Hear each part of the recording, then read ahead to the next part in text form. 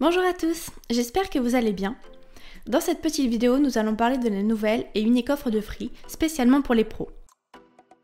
Pour vous résumer dans les grandes lignes, cette offre va regrouper une nouvelle box rackable avec la face avant qui me rappelle un peu celle de la Mini 4K. Pas vous? En termes de débit, nous avons jusqu'à 7 Gb en téléchargement et 1 Gb pour l'envoi.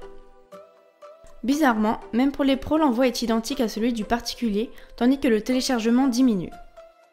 Pour ma part, je suppose que de réduire de 10 à 7 Gb permet de garantir le débit.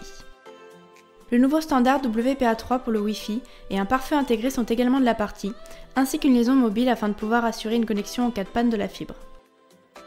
Vous allez sûrement me dire cette box est parfaite. Et encore, j'ai pas fait le tour des nombreux autres avantages, comme les forfaits 5G et 4G à moindre coût, mais, car il y a un mais, concernant la petite fonction redondance, j'ai bien dit petite, figurez-vous que Free a décidé que cette redondance allait avoir une limite. Accrochez-vous bien, on ne pourra avoir que 150 Go de data sur cette redondance. Je sais pas pour vous, mais dans une entreprise avec des besoins de cloud de plus en plus importants, ces 150 Go de data vont fondre comme neige au soleil. Ajoutez à cela que cette box ne prend pas en charge le mode bridge. No, God, please, no, no! Autant dire adieu à votre beau routeur Cisco. Et le meilleur pour la fin, ou plutôt le pire, Free vous offre dans cette box une fonction NAS. En soi c'est très bien, mais elle serait mieux avec la gestion des accès utilisateurs. Qui arrivera peut-être avec des mises à jour, qui sait. Bon, malgré tous ces petits points noirs, dans son infinie générosité, Free vous fournira 10 cartes SIM prêtes à l'activation avec la configuration du hors forfait sur chaque ligne.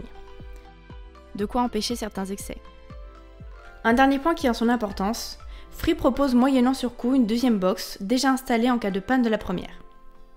Alors pour ma part, à la place de cette nouvelle offre, je prends une box Delta S et un forfait chez Free pour faire la redondance avec un modem à côté, le tout géré par un pfSense ou autre. Là vous serez en 4 ou 5G en illimité. Cette box a aussi pour moi un autre problème, toujours pas de sortie 10 Gb en Ethernet pour la partie client.